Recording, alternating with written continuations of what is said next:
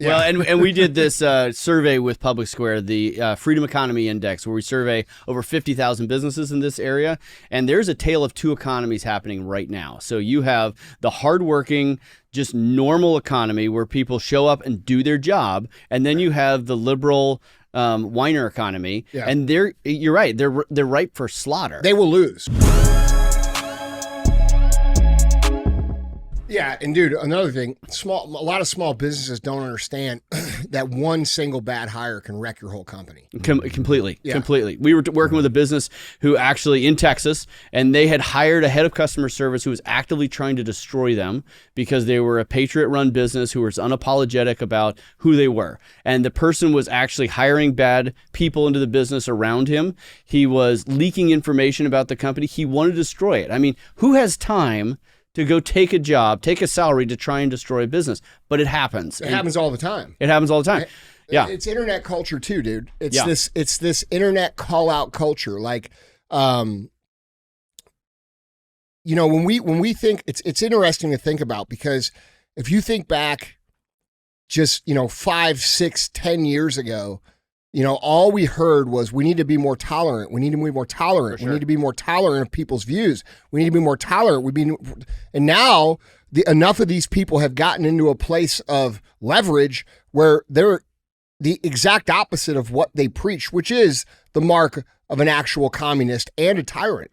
People who claim and preach tolerance until they get an inch of leverage on you, and then they become the intolerant. They become the oppressor. They become the destroyer. They're virtue signaling. They're saying, look, I am that kind of person, and they're going to be that kind of person every day when they show up to work. You have to be uncomfortable around them. You can't say what your beliefs are.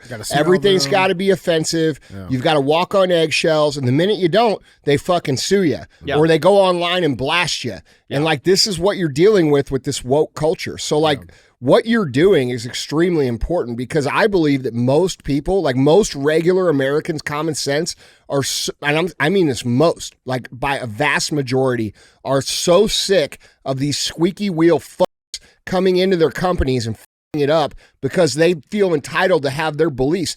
These people believe that their destructive ways are justified as long as they get the end result. And dude, if we want to play that game, then we'll play the game, because we got the fucking numbers, motherfucker. Right. And we're the hardest working people. And the other reason why this is important and why I'm throwing myself into this now is because if you're a conservative, if you get canceled from Facebook, you're like, okay, I mean, not the end of the world. I can still communicate with people. If you get canceled from your ability to pay your mortgage and feed your kids, you're going to be very tempted to compromise something you hold dear, right? And so we needed to give a landing place for people. And I talked to a guy, and he says, you know what? I just got the vaccine. And he said, whether it's right for someone else, I don't know. But for me, I knew it was the wrong thing to do, but I was going to lose my job. Yeah. And he says, I feel dirty inside. Yeah. He said, because I know it was the wrong thing for me forever. And the thing is, but it's hard to be brave if you're alone. Yeah. Right. But if you are in a position where you're at a big woke company and they're telling you to do something, I want you to know redballoon.org has thousands of employers that would love to hire you. And so be brave at work. Stand up for what you believe, and if you get fired, we've got your back, right? And that's it. And if we can do that for millions of Americans, I think you're right. Most Americans would like to just go to work, do their job, stop being a whiner, not be offended constantly, go home, raise their families, and that's what's going to make the American economy fantastic again instead of what it is today. Mm-hmm. Well, bro, it's noble work, man. It really is, yeah. And we talk about it on the show too, man. It's like, I think us as Americans, we see all of these, you name them, all the big woke companies that are, doing these crazy things, or what people perceive as just crazy thing, when really it's intentionally coordinated. Yep. But to see these new companies that are challenging these big woke companies, right? Like you got the Public Square, doing amazing things. Red Balloon challenging all the big Indeeds, monsters, right?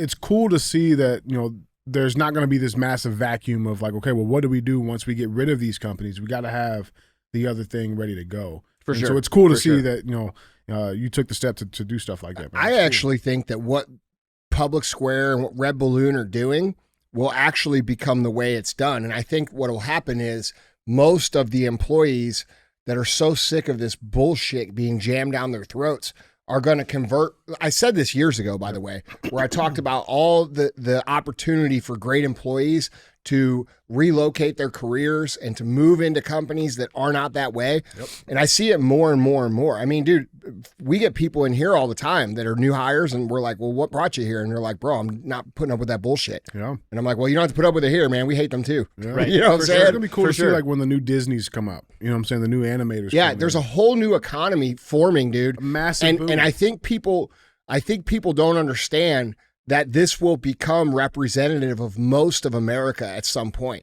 You know, these things take time. It takes time. How much did you say you went from, you've been around for a year and a half? Year and a half. Yeah. Year and a half. And here's the thing. So I was talking to an executive at a big job board. He's like, look, I don't agree with your politics, but the reality is you just found a market niche that is half the country. Yeah. And in business, that's business gold. Yeah. Right. And so it takes a lot of courage right now. And I do think the pendulum is going to swing back because people are just fed up with it. And I think the companies like you, like Public Square, like Red Balloon, that were brave enough to be there first, there's going to be a huge market opportunity for them. In addition to just doing the right thing. Even if I lost my shirt in this whole thing, it would be the right thing to do and I would do it. Yeah, but you're not gonna. No. And also, I think it's important for consumers to start adjusting their shopping habits. I mean, we see it happening, but I think it's important for consumers to become more aware to support companies that are standing for their beliefs. For sure. Right? Like, we mindlessly shop at companies that do not support what it is that we stand for all the time because it's convenient or because they've been established or because it's been something we've grown up with. It's been an iconic brand, right? It's part of our lifestyle. And we don't like 80% of the common sense America, I don't even say conservative, I just say common sense. We've never really thought about it like this because we're not like that. Like, we're not politically driven to the point of we have to shop with people who think exactly what we think because, dude, we are very tolerant and open-minded to shit.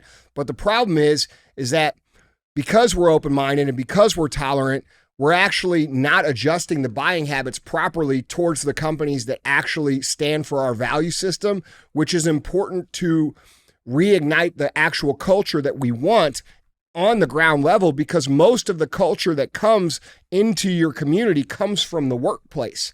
Most people don't realize that. This is why they're pushing ESG and DEI and all of this stuff through the big corporations, because they know that if they make their employees behave that way at the workplace, they're likely to take those same reservations and that same behavior pattern home. All right. And then 100%. It spreads into the community. And what you guys need to realize listening is that there's a dual responsibility here if you hate what's going on. One of which is if you run a company, to not run it like these big companies and run it in line with the values that you stand for. So quit adopting their policies and their practices just because they're big. And secondly, the consumer base has to now turn and say, okay, well, who's been standing up for me? Who's been standing up for my value system? Who actually stands for the things that I believe in? And we need to spend our money with those companies.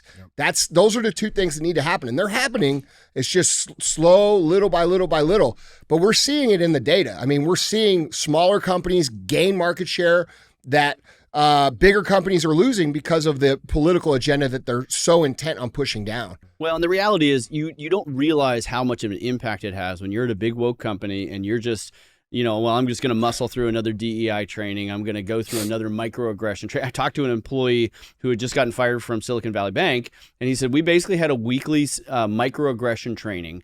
And he said there were people in the credit department that knew that the bank was going to go out of business, but if they said that to anyone, it would be considered a microaggression. And so they thought, well, I'm just going to lose my job because you'd be saying, oh, you're doing a bad job, therefore that's a microaggression. But I think people don't realize. Wait.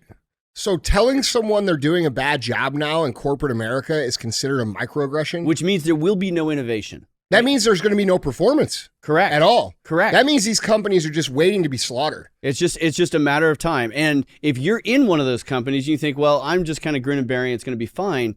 You need to understand that when you're swimming in those waters 8 to 10 hours a day, like if you meet someone new, you ask them, what do you do? Right? And you're asking them what their job is, but it betrays that his job is not a 9-to-5 hobby. Mm-hmm. It is a defining feature of who you are. It is your vocation. And if you are just grinding it out in a horrible company, then it will have an impact in every other area of your life. And I know this because I've gotten a lot of thank you notes from people saying, you saved my marriage. because my husband was in a job that he was in a bad spot, and he brought that stuff home. And when he was free at work, he started being free at home. They started getting plugged in their community. They're like, we started thinking differently about voting, right? The corporations know what they're doing when they're pushing an agenda on their employees. It's what you spend most of your waking hours doing, and we need to push back against it. Well, Larry Fink talks about this openly. Yeah. You've probably seen the interview, right? Yep. Where he's sitting there and he basically straight out says, we force behavior change through these companies. Like, he talks about it. And then he talks about how once they pick up on these terms, we'll just change them into new terms. Like, ESG is not a thing no more, right? They redid the vocabulary on it, but bro, hey, listen, appreciate what you're doing. Appreciate you coming in, being on the show, sitting in and letting people know what you do. This man is providing the link between you and the companies that you see on Public Square, so that you could build a career with a company that you actually believe in. So if any of you guys out there are in these positions where it's just miserable, Andrew will link you with companies like us, companies that are on Public Square. I mean, companies that are out here aggressively growing and taking the market share from the companies that you happen to be in, because they're microaggressive whenever they talk about actually winning. Yeah. It's crazy. Yeah. Well, and we did this survey with Public Square, the Freedom Economy Index, where we survey over 50,000 businesses in this area. And there's a tale of two economies happening right now. So you have the hardworking, just normal economy where people show up and do their job. And then you have the liberal whiner economy, and you're right, they're ripe for slaughter. They will lose. Those people will lose, because showing up doesn't equate winning. It never does. This is the law of natural order. If it's survival of the fittest, it's the best product, the best company, the hardest working people win.